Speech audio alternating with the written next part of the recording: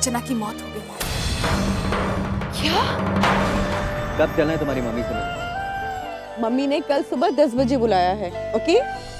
क्या सोचा तुमने कि जबान बंद रखकर बचाओगे तुम? अर्चना की मौत की सच्चाई को मैं सामने लाकर रखूंगा। आपके हर सवाल का जवाब जरूर दूंगी मैं, लेकिन वक्त आने पर।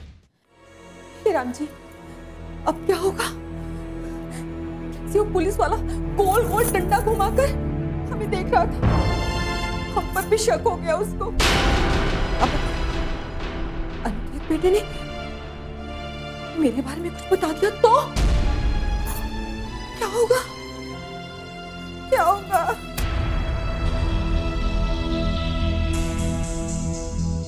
वो इंस्पेक्टर तो सवाल भी बहुत करते हैं। क्या होगा?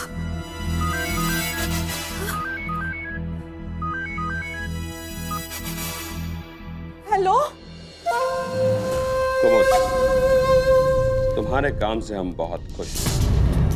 अरे आपकी खुशी का हम क्या करें? हम तो फंस गए ना। क्यों? किसी ने देख लिया क्या? अरे हम जो काम करते हैं ना पूरे सफाई से करते हैं, वो तो किसी ने नहीं देखा। वो जो पुलिस इंस्पेक्टर था ना, बहुत सवाल कर रहा था। उसको उन पर शक हो गया। कम ऑन कुमुद, पुलिस का तो काम ही यही है। तुम चिंता मत करो, मैंने सब संभाल लिया। मैं कुछ समझी नहीं। अर्चना की मौत सिर्फ एक हादसा बन के रह जाएगी। कैसे हादसा बना देंगे? आपको पता नहीं क्या? इंस्पेक्टर वो अनिकेत बेटे को कल से पुलिस थाने में ले गए। वहां पर क्या क्या पूछ रहा होगा, क्या क्या कर रहा होगा। तुम उसकी चिंता मत करो, मैंने कहा ना, मैं यहां से सब संभाल लूंगा। तुम्हें कोई कुछ नहीं कहेगा, समझो ये बात यहीं खत्म। अच्छा, अगर ऐसा है तो फिर तो मैं चैन की लंबी लंबी सांसें लूंगी। तो ठीक है, तुम लंबी लंबी सांसें लो, मैं तुम्हें बाद में कॉल करूंगा। जी जी।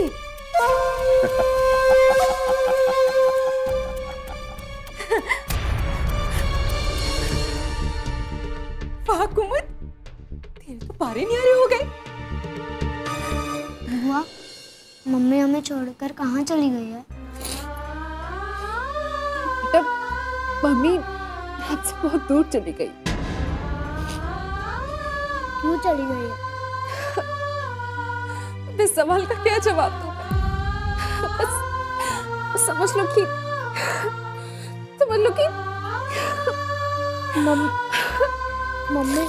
मम्मी हमसे रूठ कर चली गई ना? नहीं, मम्मी आपसे रूठ कर नहीं गई है। मम्मी तो आपसे बहुत प्यार करती थी। मुझे उनके पास ले चलिए।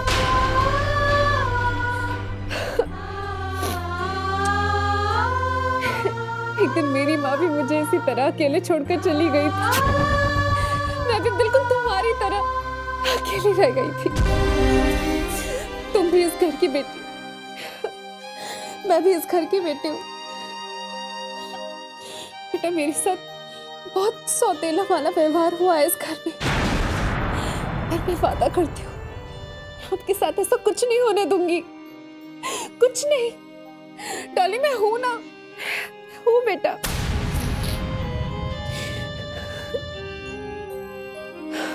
तुम अकेली नहीं हो, मैं हमेशा तुम्हारे साथ, हमेशा। जीजा जी, आखिर वो लड़की चाहती क्या है? क्यों बार बार फोन करके आपको तंग कर रही है? अगर मुझे ये पता होता तो उसे बर्बाद कर दिया होता अभी तक। समझती क्या है आपने आपको? वो अगर हम खामोशी से जिंदगी जीना चाहते हैं तो उसने हमें कमजोर समझ लिया है। आप शांत रहिए। वैसे ही एक मुसीबत हमारे सामने मुंह खोल के खड़ी है। और फिर अनिकेत पता नहीं वहां कैसे रहा होगा। करे कोई और भरे कोई। आहा, आ गया भांजा।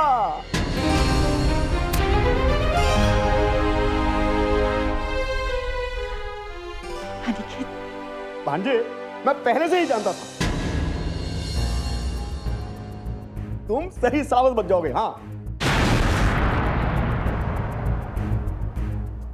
माफ कीजिएगा, जमानत पर आए हैं अनिकेत सिंह।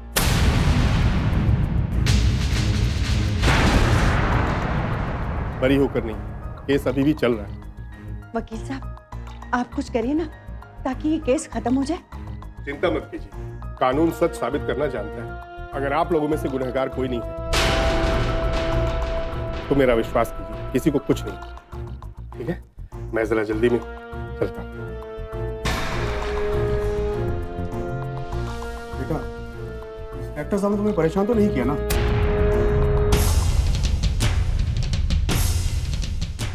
अनिकेत, ये ऐसे क्यों चला गया? कहीं ऐसा तो नहीं कि ये हमें इस सब का गुनाहगार समझ रहा है? वो गलत नहीं समझ रहा है। कहीं ना कहीं हम सब इसके लिए गुनहगार हैं। अरे, हमने जो भी किया था वो अनिकेत की भलाई के लिए तो किया था। भलाई कर दी।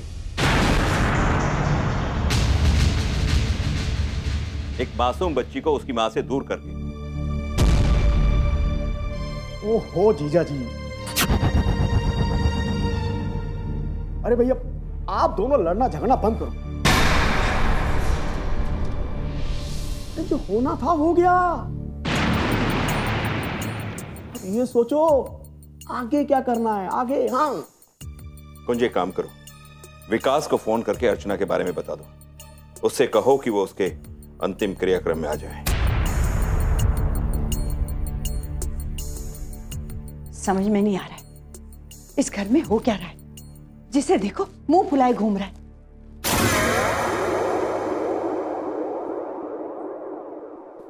पर मैं जानता हूं इस घर का क्या होगा। लेकिन आगे राम जी की मर्जी। पर जो कुछ भी होगा ना, मेरे फायदे में होगा।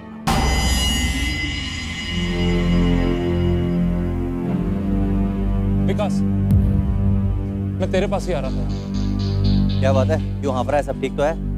मुझे तुझे कुछ बताना है, लेकिन कैसे बताऊं कुछ समझ नहीं आ रहा। जब समझ में आ जाए ना तब बता देना।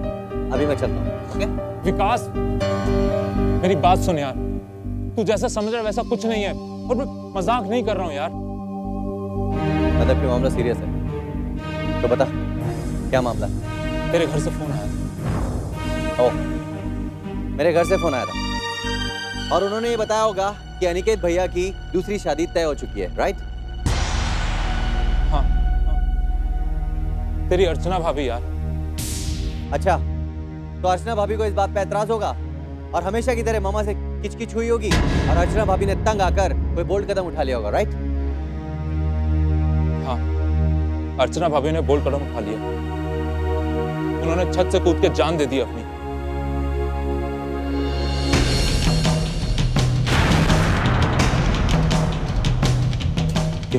क्या बोला?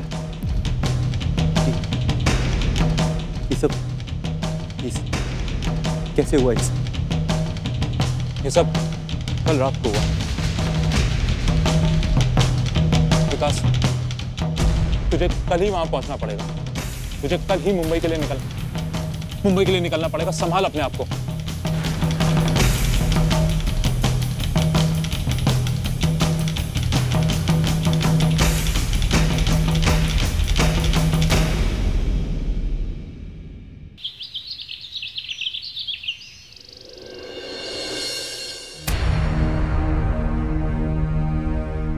अनिकेत बेटा,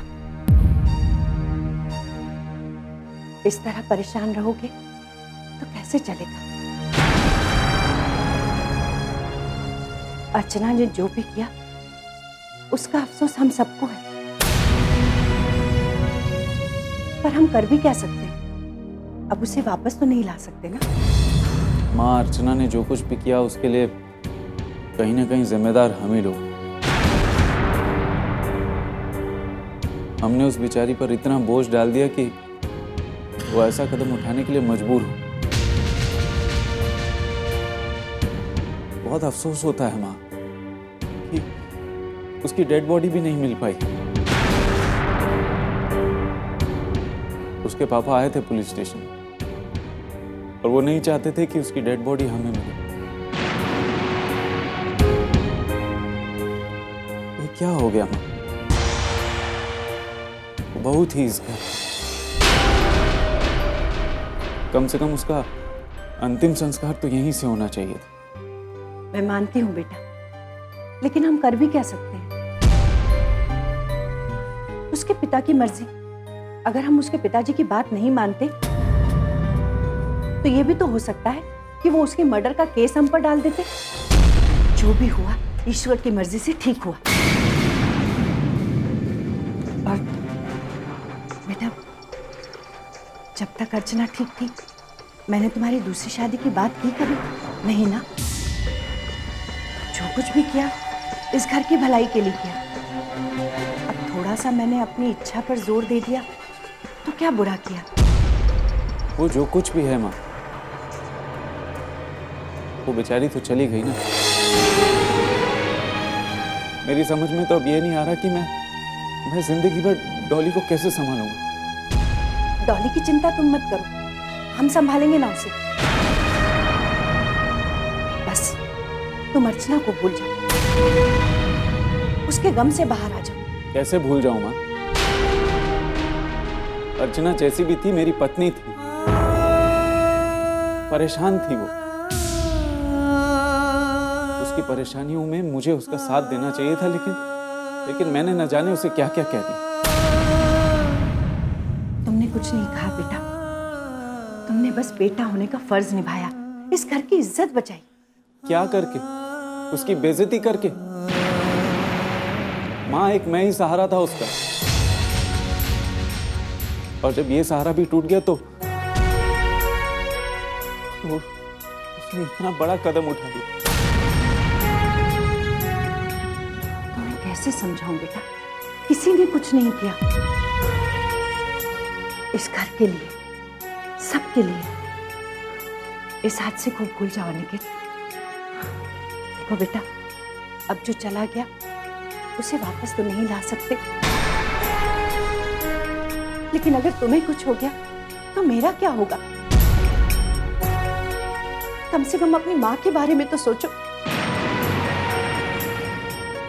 क्या तुम मुझे तड़पाना चाहते हो, मुझे दुख देना चाहते हो? नहीं माँ, मैं किसी को दुख नहीं देना चाहता। बेटा, तुम ऐसे परेशान रहोगे तो कोई कैसे खुश रहेगा?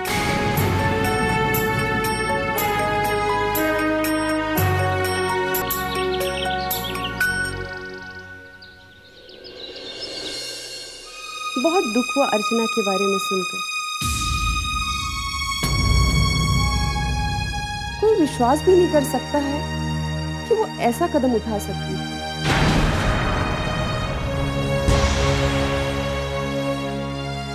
अफसोस तो इस बात का है कि उसकी डेड बॉडी भी आपको नहीं मिल पाई। अर्चना के पिताजी पुलिस स्टेशन गए। वो ये नहीं चाहते थे कि उसकी बॉडी हमें दी जाए, क्योंकि उसका अंतिम संस्कार वो खुद करना चाहते थे। हाँ, ये बात अलग है कि अर्चना ने जो कुछ भी किया उसके लिए कहीं ना कहीं हम सब जिम्मेदार हैं। पुलिस का क्या कहना है? सच कहूं तो पुलिस को यह लग रहा है कि ये हादसा नहीं, एक साजिश है। बल्कि मुझे भी ऐसा लग रहा है कि मेरे घर और मेरे परिवार के खिलाफ कोई ना कोई साजिश कर रहा है। ऐसा क्यों लग रहा है आपको? क्या आपको किसी पर शक है? हाँ।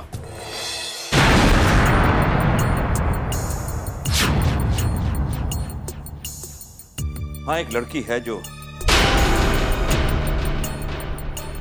बार बार फोन करके मुझे परेशान करने की कोशिश करती रहती है।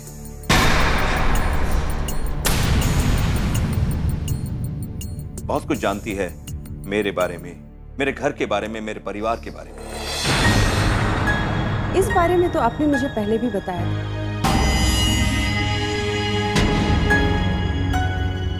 लेकिन मामला इतना सीरियस है, ये मुझे नहीं पता था। मैं तो ये सोच रहा हूं कि पुलिस में कंप्लेंट कर दूं। नहीं नहीं नहीं, ऐसा मत कीजिएगा। कहीं ये कदम आपके लिए ही भारी ना पड़ जाए। आखिर ऐसी कौन सी बात है जो वो जानती है आपके बारे में और जिसके आधार पर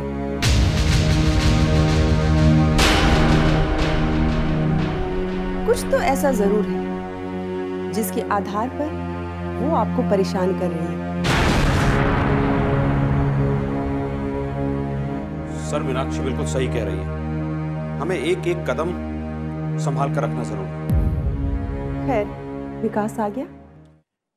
हाँ, नैनीताल से चल चुका है वो, बस आते ही होगा। अच्छा, मैं चलता हूँ। अपना ख्याल रखिए और अपने परिवार का। रही बात उस लड़की की, तो मैं पता करने की कोशिश करती हूँ कि आखिर वो कौन है।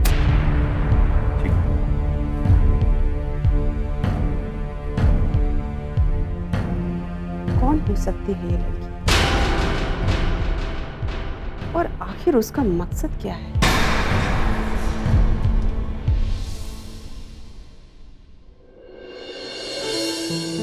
मैम, हमने अपनी मार्केटिंग स्ट्रेटजीज में कुछ बदलाव किए हैं। बदलाव? क्यों? मैम, अभी त्योहार का समय आ रहा है और ऐसे समय में डायमंड्स की मांग बहुत ज़्यादा बढ़ जाती है। डीलर्स, शॉपर्स, कस्टमर्स सभी इस फेस्टिवल में डायमंड्स को ही खरीदना चाहते हैं। रियली? तो फिर आप क्या बदलाव किए हैं तुमने? मैम, हमने एक स्कीम बनाई है। हम डायमंड के साथ साथ कोई ना कोई गिफ्ट देंगे। जितनी ही बड़ी परचेजिंग उतनी ही बड़ी गिफ्ट। इससे हमें फ़ायदा ज़रूर मिलेगा। वेरी गुड नेहा, मुझे तुम्हारी प्लानिंग वाकई बहुत अच्छी लगी। इनफैक्ट अगर तुम सबका साथ इसी तरह मेरे साथ रहा तो वो दिन दूर नहीं जब हमारी कंपनी टॉप पर होगी। सच कहे मैम, इस कंपनी की कामयाबी के पीछे सिर्फ मेहनत ही नहीं, आपका अपने स्टाफ के लिए जो प्यार है, जो अपनापन है, उसका भी हाथ है।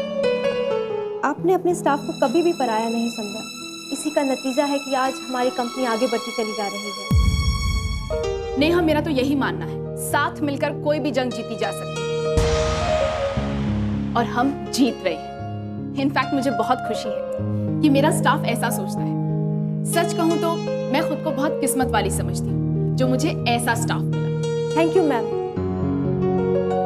मैम, आपकी इन बातों में हमें नया जोश भर दिया है।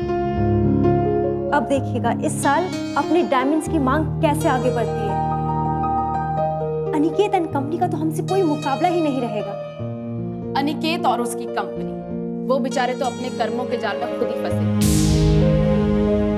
अपनी कंपनी क्या संभाले। एनीवेज नेहा, तुमने जो प्लानिंग की है जाके उस पर अमल करो। इनफैक्ट तुम्हें किसी भी चीज की जरूरत हो खुद ही ले लेना, मुझसे पूछने की जरूरत नहीं है। Okay? Thank you ma'am. All the best and take care.